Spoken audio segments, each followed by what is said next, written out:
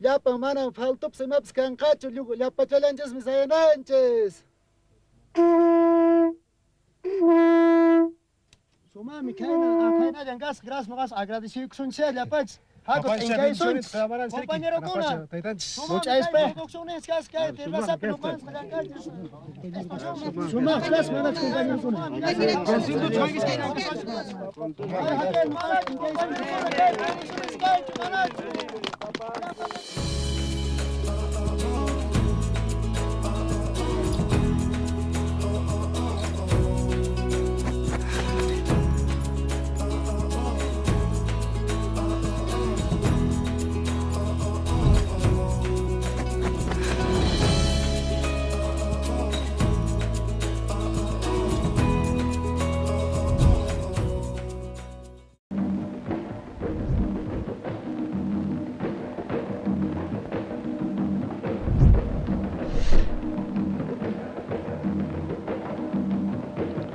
Il faut commencer par aller à Iquitos, une ville de 60 000 habitants, perdue dans la jungle amazonienne, à quelques 1000 kilomètres à vol d'oiseau au nord-est de Lima.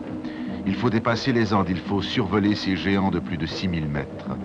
C'est ici, sur cette boucle du Rio Ucayali, que nous allons, à Genaro Herrera.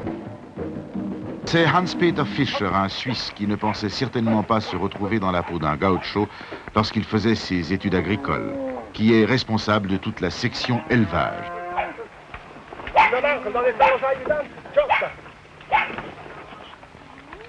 L'idée générale est d'obtenir un bétail qui fournisse de la viande et du lait. Première chose à faire, des croisements entre du bétail criollos et des vaches suisses brunes ou grises.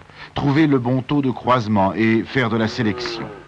Pour éviter que les vaches ne soient aussi maigres, améliorer le fourrage, trouver ou adapter un fourrage qui convienne à cette région tropicale. Ce sont les deux tâches principales de la section élevage.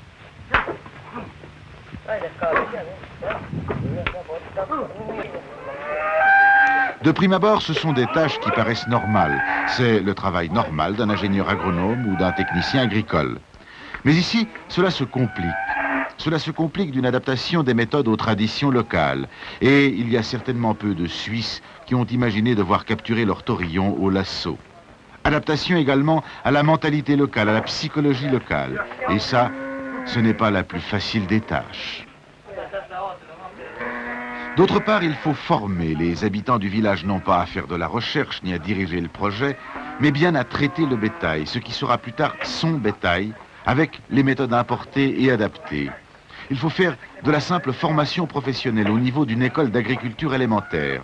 Il faut que ces villageois deviennent des éleveurs et sachent soigner, entretenir et développer leur bétail.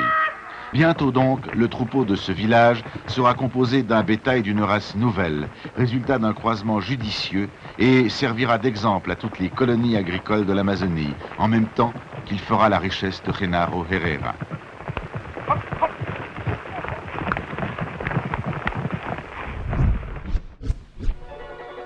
À Socos, à 3200 mètres d'altitude, à une bonne heure de voiture d'Ayacucho, se trouve le champ expérimental de production de semences. Le choix de cette région semble être heureux car l'altitude de 3200 mètres réunit les caractéristiques climatiques intermédiaires entre les extrêmes de la Puna et de la zone semi-aride. C'est là que nous faisons connaissance avec le deuxième expert suisse de la coopération technique, Louis Ravenel.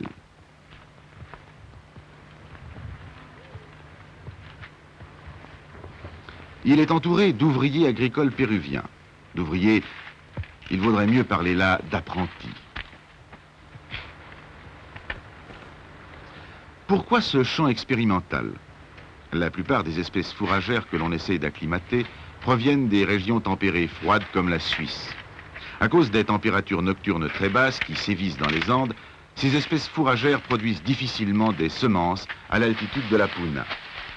À l'altitude d'Ayacucho, la sécheresse ne leur permet que difficilement de produire des tiges florales fertiles. La région de Socos, elle, permet cette production de semences. Il est d'autre part impensable de se contenter d'importer des semences. Cela coûte trop cher, prend trop de temps. Et il est indispensable, si l'on veut travailler utilement pour l'avenir, que la région d'utilisation soit également la région de production des semences.